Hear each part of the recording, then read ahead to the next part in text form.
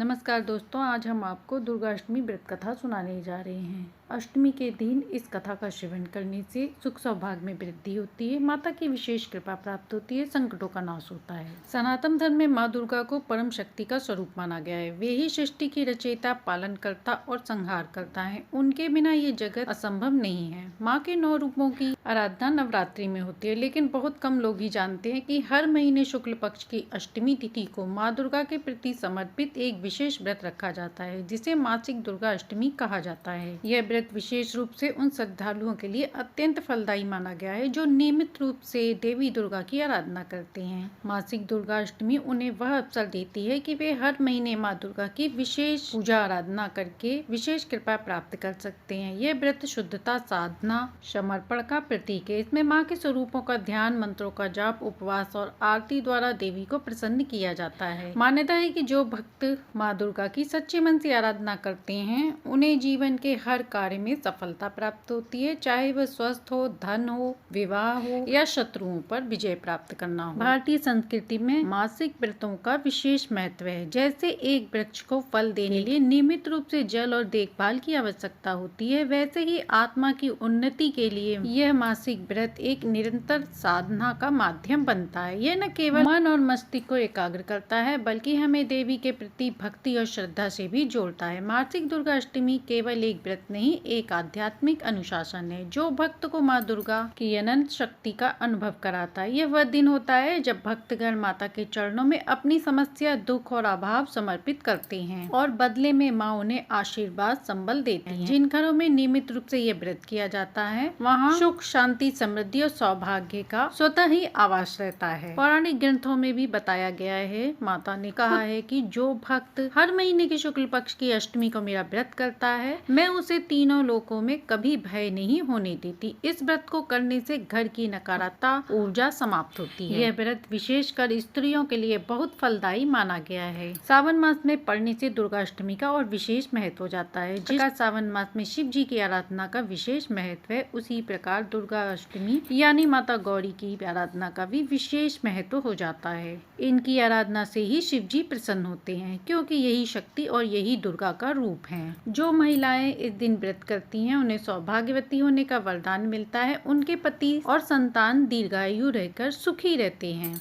इस दिन भक्तगण सुबह सवेरे स्नान करके माँ दुर्गा की चित्र या मूर्ति गंगा जल से शुद्ध करें, लाल फूल, कुमकुम, अक्षत और चंदन से माता का पूजन करें और दुर्गा सप्तशती या कवच का पाठ करें। दिन भर उपवास रखकर माता का ध्यान करते हैं और रात्रि में कथा, आरती और प्रसाद के साथ व्रत को पूर्ण करते हैं। कथा के अनुसार एक नगर में एक वृद्धा स्त्री रहती थी। वह अत्यंत निर्धन थी और जीवन यापन के लिए दिन भर भिक्षा मांगकर ही अपना गुजारा करती थी, परंतु उसकी भक्ति में कोई कमी नहीं थी। वह प्रतिदिन प्रातः काल उठकर माँ दुर्गा का ध्यान करती, उन्हें जल चढ़ाती और सच्चे मन से प्रार्थना करती। उसके पास पूजा की सामग्री नहीं होती, परंतु श्रद्धा इतनी प्रबल थी कि वे देवी माँ उस पर विशेष कृपा रखती। एक दिन वह वृद्धा एक साधु के पास पहुंची। उसने उसे बताया कि यदि वह हर महीने शुक्ल पक्ष की अष्टमी तिथि को माँ दुर्गा का व्रत करे तो उसके जीवन की सारी कठिनाइयाँ धीरे धीरे समाप्त हो जाएगी। वृद्धा ने उसी क्षण से संकल्प लिया कि वह हर महीने मासिक दुर्गा अष्टमी का व्रत पूरी श्रद्धा से करेगी।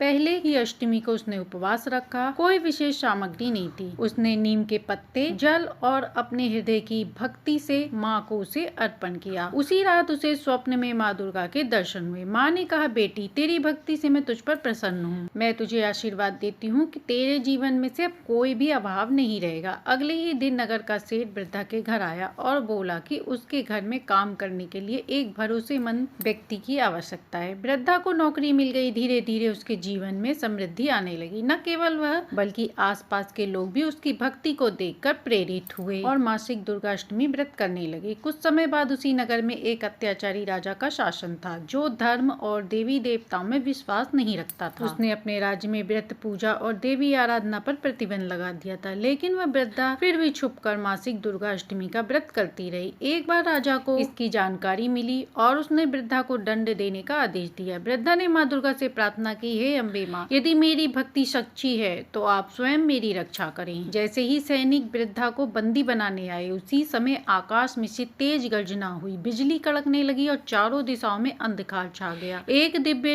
रूप प्रकट हुआ। माँ दुर्गा अपने सिंह पर सवार होकर प्रकट हुई और उन्होंने राजा को चेतावनी दी, जो मेरे भक्त को कष्ट देता है उसका मैं सर्वनाश निश्चित ही कर। राजा भयभीत हो गया और तुरंत अपने किए की क्षमा मांगने लगा। उसने राज्य में पुनः पूजा पाठ और व्रतों को अनुमति दे दी, वृद्धा को सम्मान किया और नगर में माँ दुर्गा का एक विशाल मंदिर का निर्माण कराया। उस दिन से लेकर आज तक मासिक दुर्गा अष्टमी का व्रत श्रद्धा और आस्था से किया जाता है और माँ दुर्गा अपने भक्तों की रक्षा करती हैं, जैसे उन्होंने उस वृद्धा की रक्षा की थी। यह कथा सिखाती है कि संसाधन हो या ना हो, यदि सच्ची श्रद्धा हो तो देवी अवश्य प्रसन्न होती हैं और जब माँ प्रसन्न होती हैं तो असंभव को संभव में बदल देती हैं।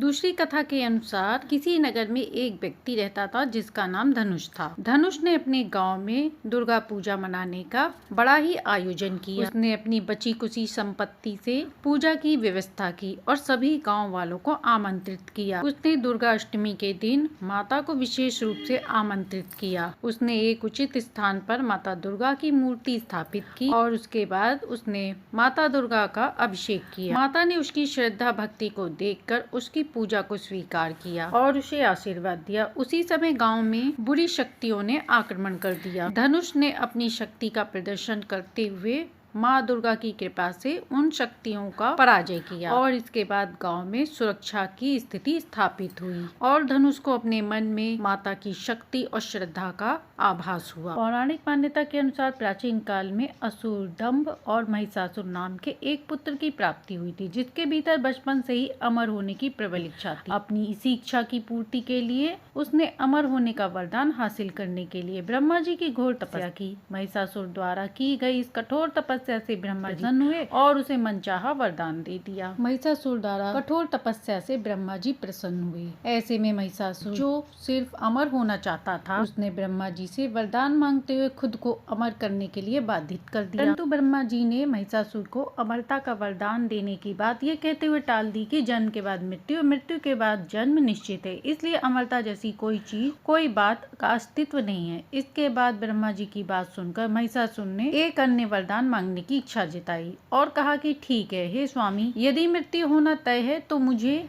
ऐसा वरदान दीजिए कि मेरी मृत्यु किसी स्त्री के हाथ से हो। इसके अलावा कोई अन्य दैत्य, मानव या देवता कोई भी मेरा वध न कर पाए। जिसके बाद ब्रह्मा जी ने उसे यह वरदान दे दिया। ब्रह्मा जी द्वारा वरदान प्राप्त करके महिषासुर अहंकार से अंधा हो गया और उसके साथ ही उसका अत्याचार, मौत के भय से मुक्त होकर उसने अपनी सेना के साथ पृथ्वी पर, लोक पर आक्रमण कर दिया। इससे धरती पर चारों ओर तबाही मच गई। इसके बल के आगे समस्त जीवों और प्राणियों को नतमस्तक होना पड़ा। इसके बाद पृथ्वी और पाताल को अपने अधीन कर वह और अहंकारी बन गया। महिषासुर के इंद्रलोक पर भी आक्रमण कर दिया। उन्होंने इंद्र को पराजित कर स्वर्ग पर कब्जा कर लिया। महिषासुर से परेशान होकर सभी देवी देवता, देव अर्थात ब्रह्मा, विष्णु, महेश से सहायता मांगने पहुँचे। इस पर विष्णु जी ने उनके अंत के लिए देवी शक्ति के निर्माण की सलाह दी। इसके बाद सभी देवताओं ने मिलकर देवी शक्ति को सहायता के लिए पुकारा और इस पुकार को सुनकर सभी देवता के शरीर में से निकले तेज ने एक अत्यंत सुंदर सुंदरी का निर्माण किया। उसी तेज से निकली माँ आदि शक्ति, जिनके रूप और तेज से सभी देवता आश्चर्यचकित हो गए।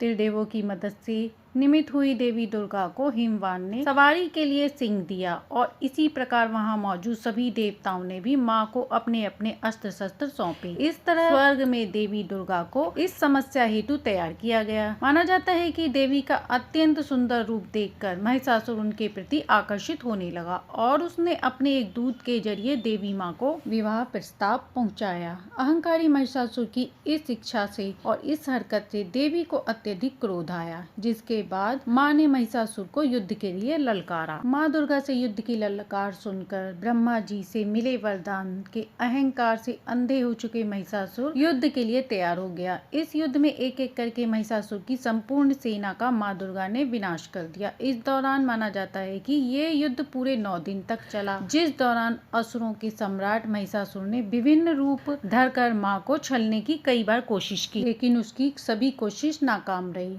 और देवी भगवती भगवती ने अपने चक्र से महिषासुर का सिर काटते हुए उसका वध कर दिया। अतः इस तरह देवी भगवती के हाथों से महिषासुर की मृत्यु हो गई। माना जाता है कि जिस दिन माँ भगवती ने स्वर्ग लोक, पृथ्वी लोक, पाताल लोक को महिषासुर के पापों से मुक्ति दिलाई, उस दिन से ही दुर्गा अष्टमी का पर्व प्रारंभ हो गया। तो प्रेम से बोलिए दुर्गा माता की जय। तो ये थी दुर्गा अष्टमी पे सुनी जाने वाली माता दुर्गा की संपूर्ण कहानी। आशा है कि आपको ये कहानी पसंद आई होगी। कहानी पसंद आई हो तो हमारे चैनल को सब्सक्राइब करें।